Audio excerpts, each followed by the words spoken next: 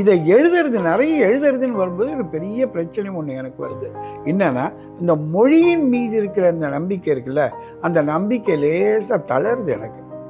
மொழி வந்து நம்ம மனசில் இருக்கிற தூய எண்ணங்களை அப்படியே சொல்வதற்கு ரொம்ப உகந்த கருவியா அப்படின்னு சந்தேகம் வருது.